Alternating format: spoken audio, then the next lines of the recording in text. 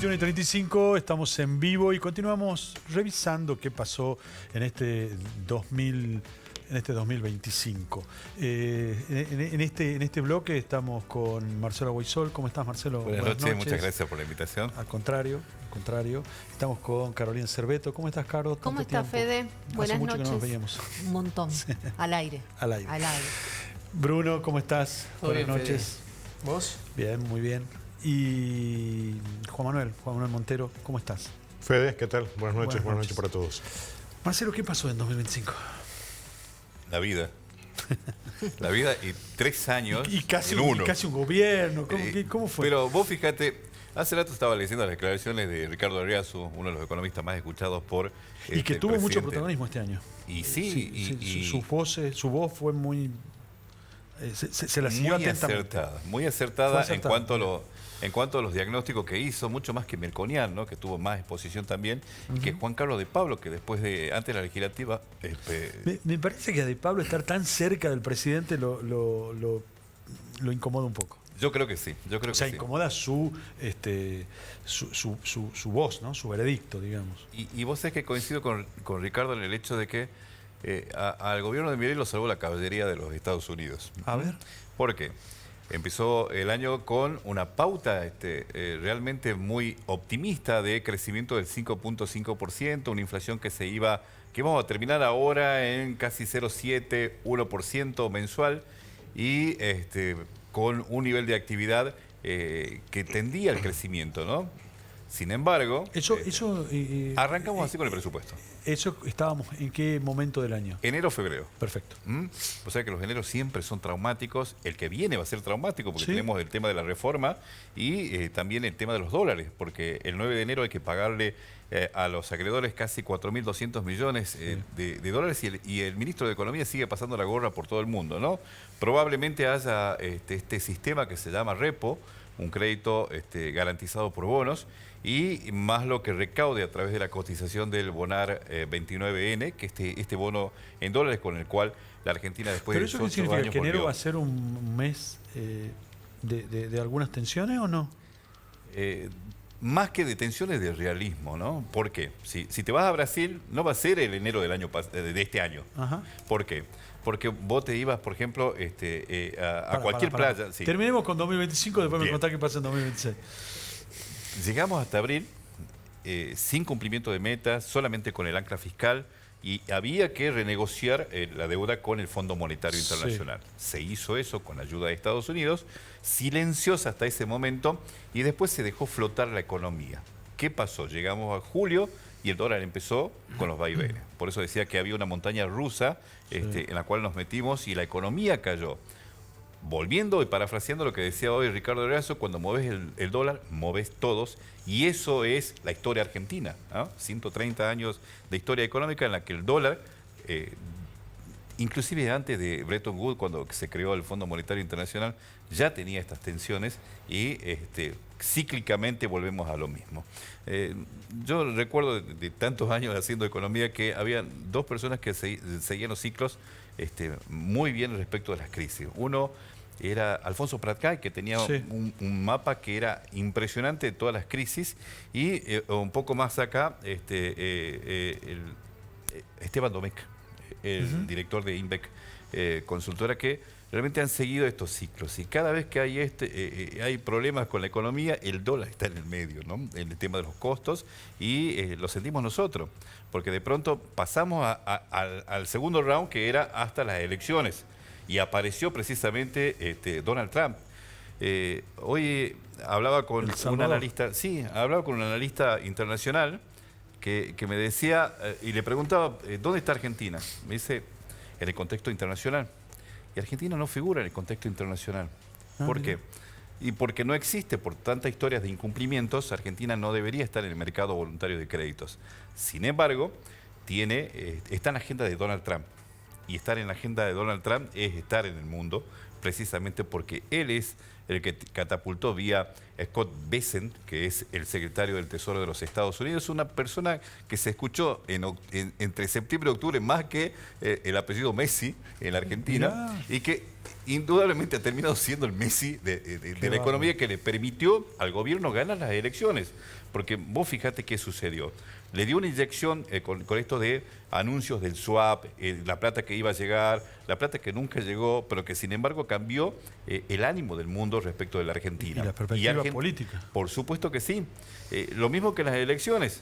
Vos fíjate que hasta que no vino Javier Milei a Tucumán, la Libertad Avanza no movía el amperímetro de la forma como lo hizo, porque obtuvo 2 bancas precisamente por esa visita que tuvo el presidente y por la acogida que tuvo en Yerbabuena, que cambió en cierta manera el horizonte de la Marcelo, oposición. cortito así, Sí. 2 palabras nomás, decime, ¿qué fue China este año? China fue la amenaza y sigue siendo la amenaza para sobre todo para la actividad industrial, porque la apertura de las importaciones por parte de la gestión del presidente Javier Milei ha significado una reducción de costos. Hasta compras domésticas respecto de China, Todo. no solamente de la industria. Shein, Temu. Sí. No hay franja etaria que no hable ese idioma, Exacto. Federico, y estamos prácticamente en el celular comprando cualquier cosa que llegue tanto de un courier. Pero no hay plata. No es plata. Es un movimiento ilusorio de divisas que no siente la balanza comercial. Por eso mismo dicen la Unión Industrial, y que hace algunas horas se reunió con el ministro de Economía, Luis Caputo, para decirle: frenen esto. No puede ser que la industria nacional esté en estos momentos prácticamente al borde de la quiebra. Lo estamos viviendo, Federico, en Tucumán, con las textiles. Las textiles no pueden levantar la cabeza y están al borde siempre de la suspensión. Lo vemos también con, por ejemplo, Scania, que por una cuestión también de producción, de vez en cuando hay suspensión de productividad en la planta de Colombres. Marcelo, te dejo pensando qué va a pasar en diciembre, estos pequeños días que quedan de diciembre, pocos días que quedan de diciembre, y me contás esto que me ibas a contar de lo que viene en 2026, ¿sí? Perfecto. Carolina, ¿qué pasó con la educación? Bueno, pasaron muchas cosas. Por ahí hay algunas fechas para mencionar, pero me gustaría hablar desde lo general y por ahí como aprendizaje. Creo que la educación en este 2025 se planteó como necesidad para mí. No solamente el sistema educativo en general, autoridades y demás, sino la familia como un agente central en la educación. Dejar de esconder los problemas que tiene el sistema educativo bajo la alfombra, y para mí tomar el toro por las astas, patear de alguna manera el tablero, porque es necesario un cambio en el sistema educativo. A ver, Nosotros ¿en qué venimos... el tablero? Es necesario hacerlo. ¿No? Es necesario hacerlo. Hay algo que para mí obligó a que todo esto se reconfigure, o empiece por lo menos ese trayecto de reconfiguración, y es este aparatito, el teléfono, celular, que trae de la mano un montón de desafíos a los que hay que adaptarse, a los que hay que acomodarse dentro del aula. Por un lado, el uso propio del teléfono. Recordemos que acá en Tucumán, mediante una ley, se reguló la manera en la que se usa el teléfono celular, únicamente con fines pedagógicos y en casos de emergencia. Entonces esto dejó abierta la posibilidad a las escuelas y a los colegios que instrumenten los mecanismos necesarios de acuerdo al caso. En algunos casos se lo hizo bien, en otros casos quedan por ahí algunas cuestiones más grises que deberían ser definidas, pero bueno, es una cosa de prueba y error. Por otro lado, el mismo uso de las pantallas y los chicos, el vínculo que tiene y qué pasa con los efectos emocionales que eso genera, porque el teléfono celular trae aparejado el bullying que siempre existió, pero potenciado, ¿no? Con el uso de las redes sociales. Es un elemento que los chicos utilizan en una vida casi paralela, ¿no? Los especialistas te dicen a los chicos, más allá de preguntarles cómo te fue hoy en el colegio, cómo te fue hoy en tu vida virtual, ¿no? Que forma parte de lo educativo también. Entonces me parece que es un desafío importante a tener en cuenta. De hecho, hace poquito acá nosotros en estos ciclos de encuentros, La Gaceta, especialistas planteaban, los mismos estudiantes, la idea de alejarse un poco del teléfono y de volver a este plano de contacto, ¿no? Entre los estudiantes. ¿Pero se puede eso? Yo creo que se puede. Lo fundamental es que el tema esté en discusión, de que haya tiempo para plantearlo, para discutirlo, para hablarlo, para sugerir modificaciones, para entender cuáles son los riesgos, capacitarse. Yo creo que eso también es lo pongo como un hito en educación, porque creo que el sistema educativo en la provincia y a nivel nacional avanza hacia ahí. Acá en Tucumán este año se planteó, y creo que fue una de las provincias pioneras, en capacitar en el uso de inteligencia artificial a los docentes, ¿no? Mediante convenio con Argencom y otra empresa, a los maestros, ¿no? Para que puedan entender de qué se está hablando, porque los chicos usan la tecnología, usan la inteligencia artificial, y por ahí da la sensación de que el aula, la escuela, los docentes y las autoridades van quedando un poquito atrás, los padres incluso, nosotros también. No sabemos cómo guiar desde casa. Te iba a poner el análisis de los padres, ¿no? Sí, es decir, ¿qué rol juegan los padres? Que creo que yo creo que ensuciamos la cancha, no estamos favoreciendo este movimiento. Yo creo que está costando encontrar ese vínculo escuela padres, familia, sí, porque dejaron de estar claros los roles, pero sobre todo porque la familia, para mi punto de vista, y esto también lo dicen los especialistas, han perdido el rol fundamental, que es el de guía, el de educador, el de formador, el que te brinda los valores con los que vos vas después a la escuela como estudiante, ¿no? No te tiene que poner únicamente orden el preceptor, el director, sino en casa, ¿no? Se forma eso. Y es una tarea conjunta. Los docentes reclaman justamente eso por parte de los padres, pero hay que entender también que hay toda una realidad económica que obliga a las familias a trabajar todo el día, y que en ese contexto el vínculo se hace difícil, ¿no? Los chicos muchas veces están solos ante una infinidad de problemas que no existían antes, porque esa es la realidad, ¿no? El teléfono trae aparejado un montón de dilemas que, bueno, hay que ver cómo se los enfrenta. Incluso la violencia dentro del aula, incluso el bullying, ¿no? Hemos tenido casos en este año en los que hemos visto niños con intentos de suicidio. Afortunadamente, un hecho concreto en la escuela Roca. Digo, afortunadamente la chiquita se salva, ¿no? Sí, sí. Pero abre el debate en relación a qué está pasando con el suicidio. Para las autoridades es un problema el suicidio, porque cada vez hay más intentos de muerte a edades más tempranas. Fue un año entonces duro. Fue un año muy duro, por eso te digo que es necesario que se haga esa revisión, que los problemas se hicieron muy evidentes. Lo mismo pasa con la alfabetización, que yo la pongo como un elemento clave, porque vos decís, bueno, estamos con el celular en la mano, se supone que todos estamos alfabetizados, pero hay una cara B o A, no importa, de chicos que llegan a 3er grado sin comprender lo que están leyendo, ¿no? Frase que hemos escuchado mucho este año, pero que resume historias por detrás. Los sectores más vulnerables son los más complicados en este tema, y bueno, me parece como un paso adelante que en el caso de Tucumán se haya sumado este compromiso federal en donde 24 jurisdicciones asuman el compromiso de arrancar un proceso serio de alfabetización, ¿no? Uno dice alfabetización, sí, es aprender a leer y escribir, ¿no? Acá se hizo en Tucumán en septiembre el primer congreso de alfabetización, vino gente muy interesante, súper capacitada, formada los docentes, y decía, no puede ser que los chicos arranquen en 1er grado, terminen en 6º grado y no sepan leer, o por lo menos no tengan la fluidez que tienen que tener en un 6º grado. Y esas son cosas que están ocurriendo en todo el país, ¿no? Hay situaciones más graves, menos graves, pero en realidad es volver a plantear desafíos que están en relación a esto que parece básico, pero que viene muy atado a temas como los que mencionaba Marcelo, que es la cuestión de la economía, el financiamiento. ¿Qué valor le da la educación el gobierno nacional, el gobierno provincial? No se necesita presupuesto. Así que me parece que son como, para mí, bueno, dije varios, ¿no? Pero son varios temas que son como fundamentales. Claro, me voy a tribunales, te dejo pensando qué desafíos vamos a plantear para el año que viene, ¿sí? Sí. Me voy a tribunales. Juan Manuel, ¿qué pasó este año? Me pongo la toga. Póngase la toga. La peluca también, ya Póngase en este caso la toga, sería... la peluca. Vos sabés que me gusta pensar en el Poder Judicial como el poder más político que tiene la sociedad. Si bien es el único poder que, a partir de tanto el poder legislativo como el poder ejecutivo, no elige a sus representantes mediante un voto directo, es el que termina siendo el termómetro absoluto de lo que tiene que ver con la sociedad. Qué curioso lo que estás diciendo, ¿no? Pero que te voy a dar un ejemplo que ha pasado aquí en el programa exactamente, y repaso rápidamente. Gustavo Rodríguez habló de narcotráfico, habló de delitos, habló de violencia. Sí. Gaby Baigorria habló de procesos electorales, habló de reformas políticas.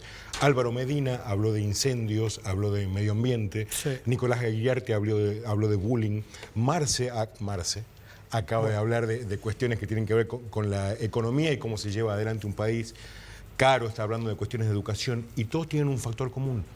Mal o bien terminan en el Poder Judicial, porque las resoluciones siempre llevan a la gente que ante un conflicto termina en el Poder Judicial.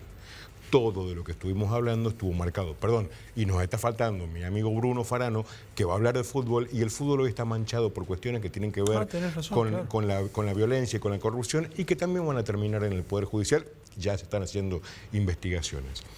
Sobre la base de esto, el tema de fortalecer un Poder Judicial que hoy está desmembrado, vacío, cuyos índices de exposición son muy altos y que al mismo tiempo no tienen una señal de transparencia, se lo ven en las encuestas, hacia el público, me parece que 2025 nos ha traído más de eso, digamos.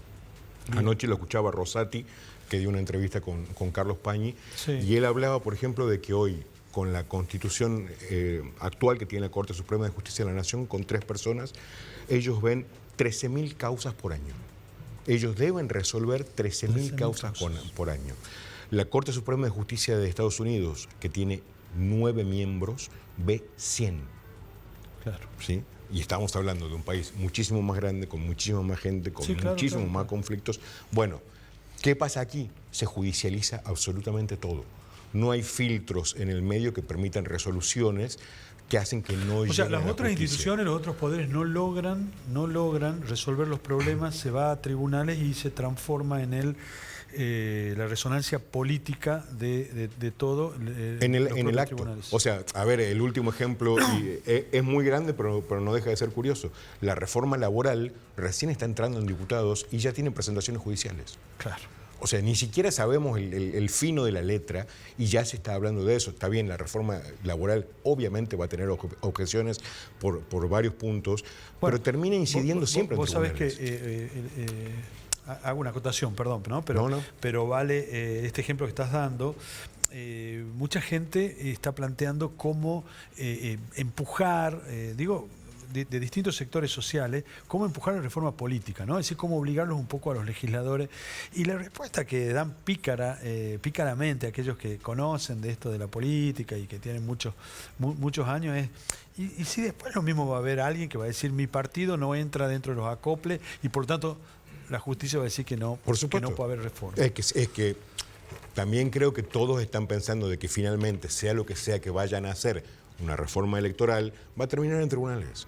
¿Y cuáles fueron los puntos así centrales que acapararon la atención o la tensión, digamos, de propios tribunales? Me parece que en Tucumán tuvimos un caso paradigmático que, si bien comenzó el año pasado, terminó en que fue el juicio que llevó adelante el TOF contra Juan Alberto Cerizola, el ex rector de la universidad, y es paradigmático por la figura de Cerizola, por la figura de la Universidad Nacional de Tucumán, claro, y porque es una causa en la cual se medía la corrupción.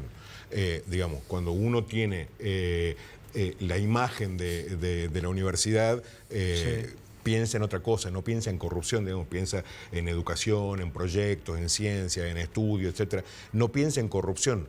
Pero cuando uno ve también la cantidad de plata que maneja lo que es casi un poder del Estado, como es una universidad, bueno, entra en este tipo de cosas. El hecho de que se haya condenado a un ex rector y a funcionarios de su misma gestión y absuelto a uno de ellos por ahora, recordemos que la sentencia no es tan firme, me pareció muy fuerte en un juicio muy largo, muy peleado, con muchos intereses en juego, pero que sin duda, digamos, terminó marcando el hecho de que alguien con tanto poder, como fue una persona que dirigió el camino de la universidad, termine no solamente en el banquillo de los acusados, sino condenado por el delito, por este tema de desviar fondos que llegaban de la minería y que no se utilizaron para lo que estaban destinados, ¿no? Bien. Eso por un lado. Y por el otro, volviendo un poco a lo de la justicia, me parece que Tucumán ha vivido un problema grave y lo sigue viviendo con el tema de las vacantes judiciales. Las vacantes. Tanto a nivel local como a nivel federal. Problema digamos, que no es directamente de tribunales. No tiene que ver con tribunales y sí tiene que ver con la política, con lo que hablábamos al principio, porque es una cuestión de muñequeo y en esto no vamos a entrar ni siquiera en una cuestión que tiene que ver con un partido político. O sea, no se le puede arrogar a Milei, que es el culpable de que están haciendo, de que estas vacantes, porque lo mismo pasó con Alberto Fernández, lo mismo pasó con Mauricio Macri, lo mismo pasó con Cristina Fernández, que es que ellos muñequean para ver a quién van a poner ellos en el Poder Judicial, porque saben que el día de mañana pueden llegar a necesitarlos a la hora de resolver un conflicto. En este caso, de la Corte para abajo, ya hemos visto lo que pasó con García Marcilla, con Lijo, etcétera, es una pulseada que tiene que ver con la política, pero eso resiente en el resto del Poder Judicial, en el ámbito nacional y en el ámbito local también, donde hay muchas vacantes, tanto así que el Consejo Asesor de la Magistratura eleva ternas, o sea, toma los concursos, se ven los antecedentes, se hacen los análisis correspondientes y llegan al Poder Ejecutivo y no se terminan eligiendo candidatos o se terminan eligiendo muy pocos. Este año fueron 7. ¿Y cuántas vacantes? Hay más de 60 vacantes en el Poder Judicial de Tucumán, teniendo en cuenta además ¿Hay un problema presupuestario ahí también? ¿O? Hay un problema presupuestario que también es grave. Pero bueno, si hablamos de querer resolver problemas, necesitamos a alguien que los resuelva. Porque si hay una vacante en un juzgado, en una cámara, el que lo termina resolviendo es un juez subrogante que puede ser nombrado a dedo o puede recaer sobre otro juez titular que se tiene que hacer cargo de ese juzgado. No deja de ser menor el problema, digamos, a la hora de impartir justicia, ¿no? Juan Manuel, y en los últimos meses, no sé si, se me perdió un poco la dimensión, pero en los últimos 2 meses tal vez estalló ahí un conflicto fuerte en el Ministerio Público Fiscal entre el titular del ministerio. Me parece que él no tiene una exposición pública, pero sí el diputado Cisneros que, hubo una polémica que trascendió los ámbitos provinciales y que pone en la palestra toda una discusión sobre la administración de justicia en el Ministerio Público Fiscal. Es un tema, ¿no?, del año. Es un tema y es un tema que está lejos de resolverse. Creo que era un enfrentamiento que venía subyaciendo ya desde hace mucho tiempo, con rencores, con problemas entre ellos, con disputas, y que terminó estallando este año a partir de distintas causas. Una de ellas tiene que ver con un poco con lo que creo que habló Gustavo también, este famoso caso Vélez, digamos que sirvió como caballito de batalla para ambas partes, tanto Edmundo Jiménez como ministro fiscal, como Carlos Cisneros como diputado nacional, 2 hombres muy poderosos que han llevado al terreno una disputa que parecía soterrada. ¿Y vos pensás que eso va a continuar? Yo no tengo duda de que va a continuar porque aparecen granadas debajo de cada uno de los casos. Me está llamando mucho la atención cómo temas que no estaban tan vinculados a eso terminan acercándose y por una arista o por otra se vinculan con este tipo de peleas. No va a terminar bien, sin ninguna duda. Creo que estamos en presencia de un tema complicado. ¿Qué será no va a terminar bien según Juan Manuel Montero? Me voy a jugar al fútbol un rato.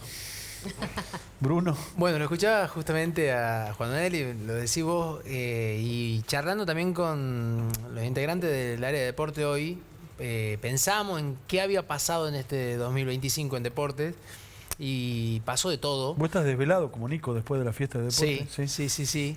Y bueno, pero pensábamos en eso y decíamos, a ver, el deporte es emociones, pasiones, orgullo, son muchos sentimientos y no nos damos cuenta que, bueno, hay competencias todos los días y cuando te pones para la pelota decir qué fue lo que pasó, y hay 2 hechos que llevaron a Tucumán, creo, a lo más alto de las noticias, digamos. El hecho de, uno, el cruce a nado del Río de la Plata, en el que 2 tucumanos lograron una hazaña, algo que nunca se había logrado o nadie, ningún tucumano lo había podido lograr, que era Sí. cruzar justamente el Río de la Plata. De la costa uruguaya a la costa argentina. Sí, a la costa argentina. Estuvieron 17 horas y 40 minutos, 42 minutos nadando, en lo que fue un desafío gigante y una muestra del poder resiliente que tiene el deportista. Ayer, también durante la fiesta del deporte, la ganadora del premio mayor, María Emilia Filgueira, hablaba y decía, está bueno que el fútbol no sea el único deporte que salga en los medios y del que se hable, porque ahí está toda esta gente que trabaja contra todo, contra el bajo presupuesto, contra el trabajar prácticamente en soledad, y bueno, y llegan este tipo de logros que hace pensar también. El hecho de que por ahí deportistas que no tienen apoyo, que es todo a pulmón, que entrenan cuando pueden, que en medio del trabajo tienen que salir corriendo para ir a un entrenamiento, o que tienen que dejar de lado horas de estar con su familia para poder llevar adelante este tipo de desafíos, está muy bueno. Y en este caso, Javier Fernández Figueroa y Leonardo Broskowski, que fueron los quienes lo lograron, bueno, pudieron poner a Tucumán en lo más alto. Y el otro punto es la realización del WTA 125 de tenis, que se hizo se llevó a cabo en Long Tennis. Es otro de los torneos que Tucumán cobijó en los últimos años. Y creo que, bueno, este es un torneo realmente importante a nivel femenino, en el que durante una semana, un poquito más de una semana, estuvieron jugadoras que integran... Sí, y la ganadora creo que se quedó una semana más, además. Exactamente, que puso a Tucumán en el mapa mundial. Y en el que vinieron deportistas de todos lados del mundo, dejó infraestructura, porque lo dijo Mercedes Paz, Tucumán va creciendo y también está lista para quizás recibir un torneo más importante, que ese es el objetivo. ¿Quién te dice que en el corto plazo podamos tener un ATP? Es muy difícil, pero es algo que hace unos años parecía impensado. Y cuando se fueron, sacamos un aprobado, por lo menos, es decir, fue bien visto, digamos, nuestra gestión. Nuestra gestión, la gestión de Tucumán. Sí, quedaron muy conformes con toda la infraestructura que puso, bueno, Long Tennis, y sobre todo la Asociación Tucumana de Tenis, que fue quien se encargó de la organización. Hasta ahora Tucumán era algo de rugby, alguna leona que se animaba a llegar, digamos, a alguna tucumana que se hacía leona. Y creo que ni el fútbol, ¿no? Llegaba a niveles internacionales. Internacional, sí. Y bueno, y el tenis hoy nos puso en el mapa mundial. Qué bueno. Entonces son dos cosas que nos dejó este 2025 y creo que es muy valorable. Por el hecho de que justamente el fútbol, del que todos hablan, no esté en el tapete y esté en este tipo de Bruno, te dejo deportes. pensando, me voy, ya no me quedan minutos para esto, así que, Marcelo, 2026, rápido. Primero, hay que estar pendiente del nuevo régimen de bandas cambiarias, 2,5% el incremento, ya no salimos del 1% mensual y eso va a significar un salto inmediato del dólar. Por ende, se encarecen los gastos en el turismo. Te hablaba de Brasil. La relación Argentina... ¿Me va a salir más caro salir del país de vacaciones? Sí. La relación real pesos es prácticamente 1-1. Cuando este año, en las vacaciones pasadas, era 3-1 en favor del peso. Eso hay que tener muy en cuenta. Lo que se vayan a Brasil con cuidado. Y prácticamente va a tener los mismos precios que la Argentina. O sea, bien, puede beneficiarte esto en materia de gasto para decir, bueno, si me muevo con el real de la misma manera que me muevo allá y por lo tanto tengo que gastar como gasto allá. Bien. Te vas a dar un lujo dependiendo del bolsillo, naturalmente. Y vinculado con el bolsillo, creo que en un año par los gobiernos suelen ser menos gastadores, tanto a nivel nacional como a nivel provincial. Pero hay que acaba tomar de haber reformas de todo tipo. Probablemente, pero la reforma que tiene que haber es la impositiva, es la central. Esa es la que debería darse. ¿Va a haber reforma impositiva? Solamente maquillaje. Yo creo que maquillaje. Solo maquillaje. No creo que haya un super IVA, no creo que toquen la coparticipación. Es como tocarle, digamos, al duende. No, coparticipación seguro no. No, pero Creo que la reforma laboral sí va a llevar, como Sí. titulamos nosotros, 8 Sí. impuestos, se lo va a llevar puesto y no vamos a tener 155, vamos a tener 147 tributos en el Vademecum tributario argentino. Por lo demás, creo que acá se necesita mucha conducta fiscal. Va a ser un año demasiado con un ajuste doméstico. Creo que la microeconomía, en algún momento el gobierno va a tener que tomar alguna medida que favorezca el bolsillo del argentino, ¿no? Porque el primer año que fue 2023-2024 fue de ajuste pleno y brutal. Este año fue de corrección y ancla fiscal. Cuidemos lo que entra y ojo con lo que sale. Y no llegó nada a la gente. Pensábamos que íbamos a terminar con una inflación de 0,7% y sin embargo tenemos una proyección de 2,5% para este mes también, este último mes. Sí. Y vaya a saber cuándo volveremos a tasas razonables. Dicen el relevamiento de expectativa de mercado, que es el consenso entre 54 analistas. No sos y optimista para consultores. 2026. Yo creo que va a depender mucho de la relación institucional entre gobierno nacional y provincias, ¿no? Porque no hay una cuestión electoral de por medio, pero sí hay una cuestión política. O sea, el diálogo que puede haber entre gobernadores y gobierno nacional va a incidir en el Congreso y naturalmente eso va a significar reformas estructurales, que creo que va a ser el año de las reformas. Gracias, Marcelo. Caro. Mira, hay una cuestión que está sobre la mesa que justamente hace una semana planteó el Gobierno Nacional y que es esta denominada Ley de Libertad Educativa, que plantea ciertas modificaciones para el sistema educativo total y esto hablamos de incluso cambios a la ley Sí. en una base, pero que de alguna manera trae una modificación fundamental en cuanto a financiamiento, en cuanto a la familia y la posibilidad de elegir cómo quiere educar a sus hijos. Acá entra el homeschooling, que está siendo algo muy analizado. ¿Qué es eso? Me hablas en inglés, no sé qué es eso. La posibilidad de que se pueda se eduque estudiar a la en gente. casa, que por supuesto existe acá en Argentina, incluso en Tucumán.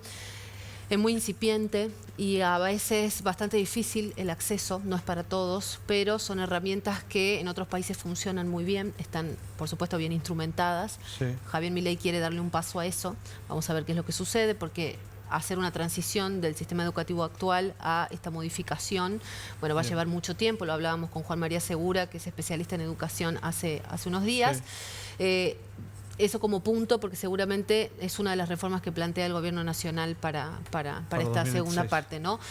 Y acá a nivel provincial, bueno, las posibilidades que se plantea el gobierno el gobierno provincial y Susana Montaldo en este caso es el cambio en el rol del aprendizaje, pasar por supuesto de este modelo tradicional del docente como la autoridad que da la clase y el estudiante únicamente receptor, ¿no?, de los saberes, y que sea una cosa colaborativa, ¿no?, a la vista de esta cuestión del uso de la inteligencia artificial. Hay que ver de qué manera se instrumenta.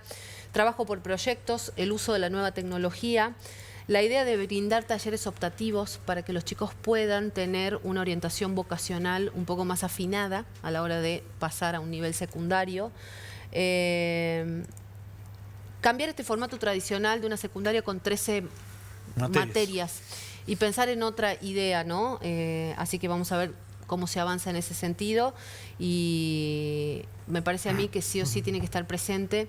Me imagino que debe estar contemplado, pero la idea de crear espacios en donde se atienda la salud emocional de los estudiantes, por todo esto que contábamos al principio, y sobre todo se generan espacios de inclusión. Hay un tema que es la discapacidad que todavía no logra ser resuelto y generar entornos de igualdad para muchísimas familias que no encuentran ese amparo en el sistema educativo y me parece que es un tema a resolver. Gracias, Caro. Me voy de nuevo a tribunales. Vaya. Me voy.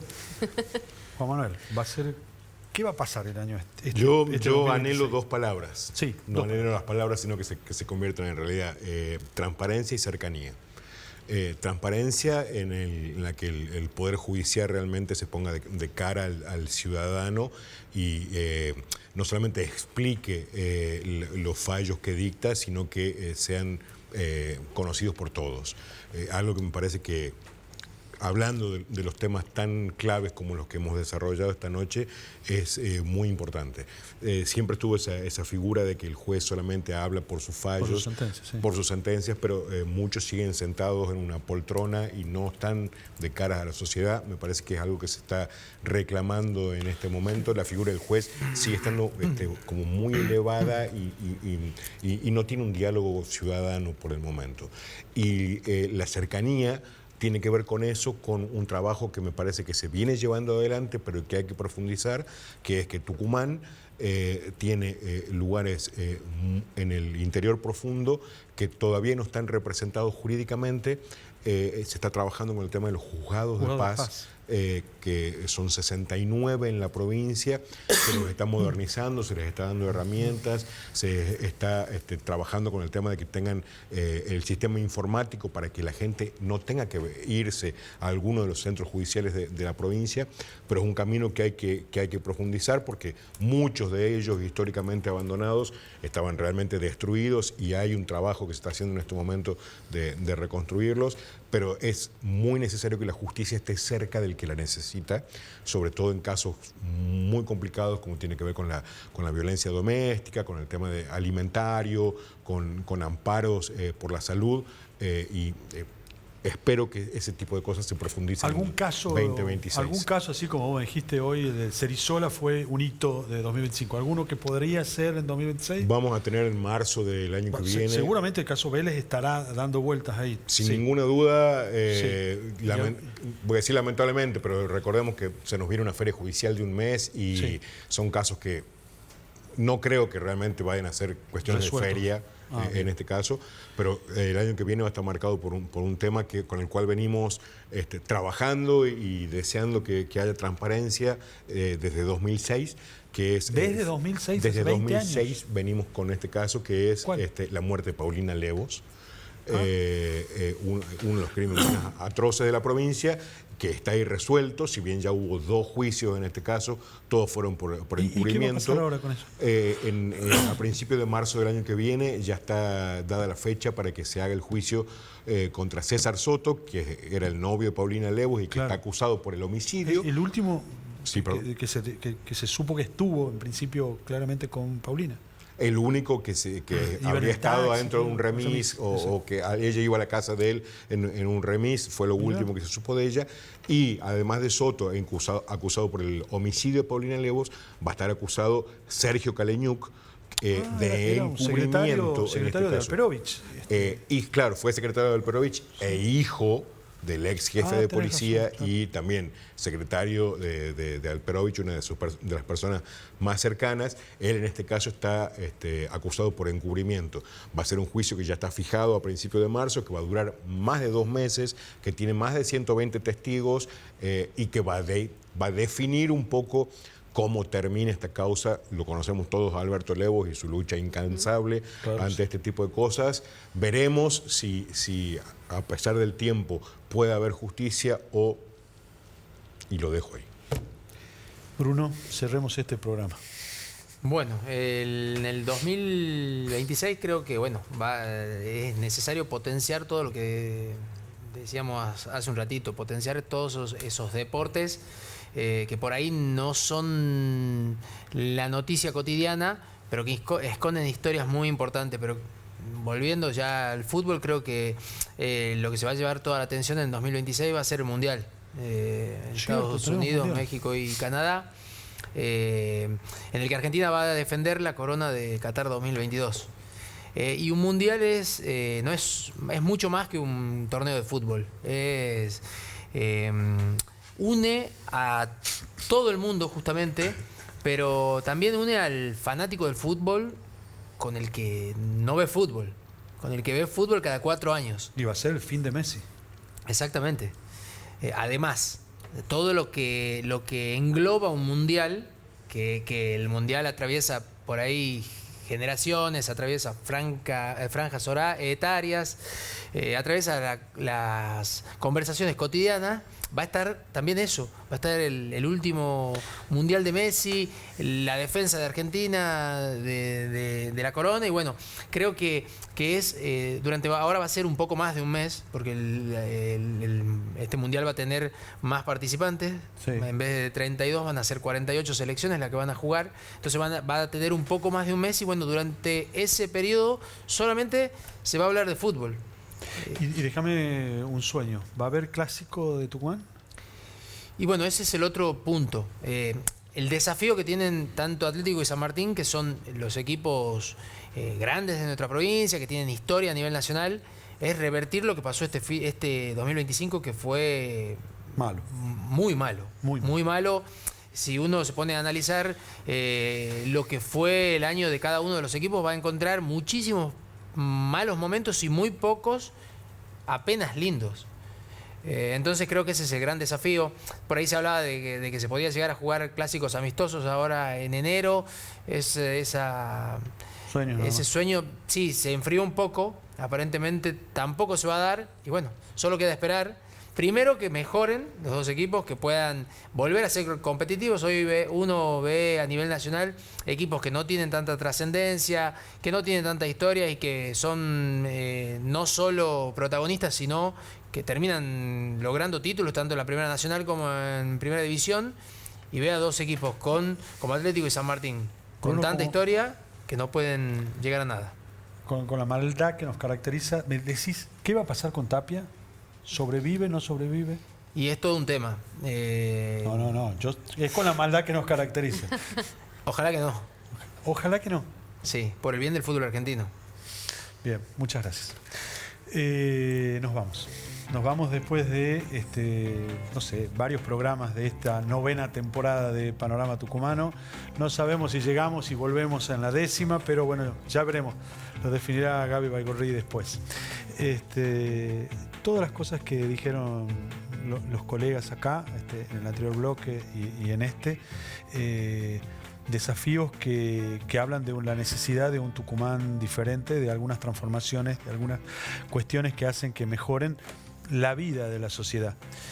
Pero todos esos desafíos que ellos han planteado y que han dejado puestos acá para que vos lo escuches, nos atraviesan al periodismo. Nos obligan a estar atentos, nos obligan a mirar, nos obligan a escarbar un poquitito ahí abajo. Algunos de muchos de ustedes que tienen poder no quieren que se sepa. El compromiso de la Gaceta es que se sepa. Pero el compromiso de la Gaceta también es que se sepa con verdad trabajada, con verdad investigada, con verdad analizada, con verdad chequeada. Compromisos que asumen todos los periodistas que hacen y construyen las noticias de todos los días en las distintas plataformas que tiene la Gaceta, en cada una de las intervenciones y de las formas de comunicarse con vos. Hoy, en estos tiempos, nos atraviesa la mentira. Mentira que inclusive a veces atraviesa a cosas que se dicen de la Gaceta. La Gaceta hace periodismo como lo ha hecho en los últimos 113 años y lo va a seguir haciendo de la misma manera que lo ha hecho desde esos 113 años. Hasta el año que viene.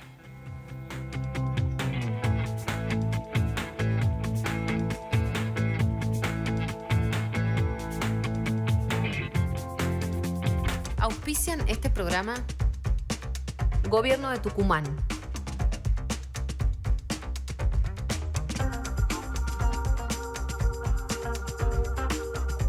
Macro. EDET.